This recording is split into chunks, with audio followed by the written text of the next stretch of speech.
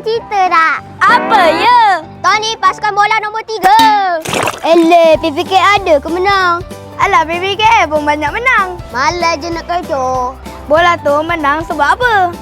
Ada budak PPKI yo. Nasib baik ada Aiman. Ya, betul. Alah, pelajaran nombor 2 lah. Alah, kelas perdana lagi banyak.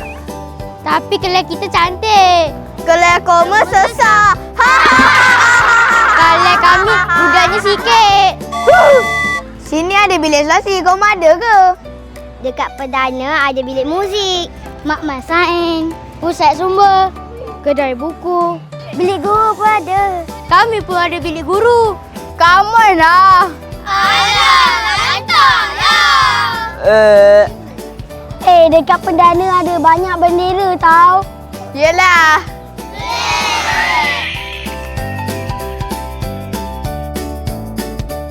Apa yang korang gaduh-gaduh ni?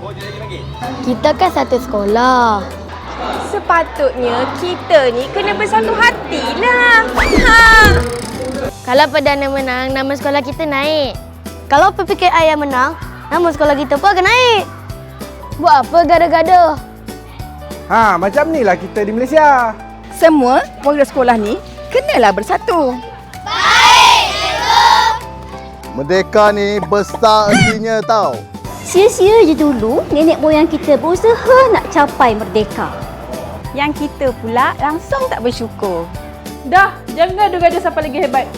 Yelah, buat apa kami gaduh? Sama-sama kita membina masa depan sekolah dan negara. Baik, cikgu.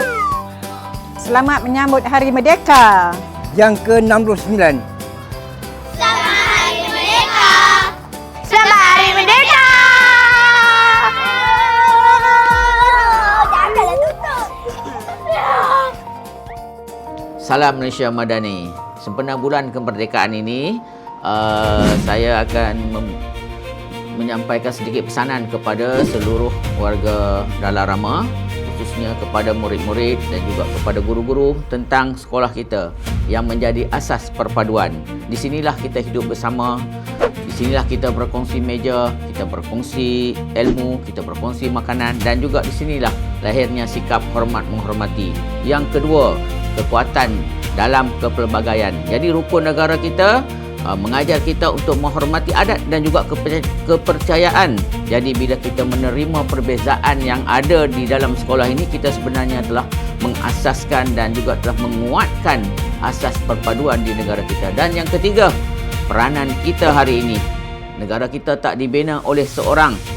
Ia dibina oleh anak-anak yang ada pada hari ini, yang belajar di dalam satu kelas dan juga berada di mana-mana saja di sudut sekolah. Dan saya menyeru untuk kita menolak tentang resis, kita menolak tentang buli dan kita gantikan dengan tolong-menolong. Jadi kepada anak-anak semua, marilah kita bersatu. Insya-Allah Malaysia esok akan terus sejahtera.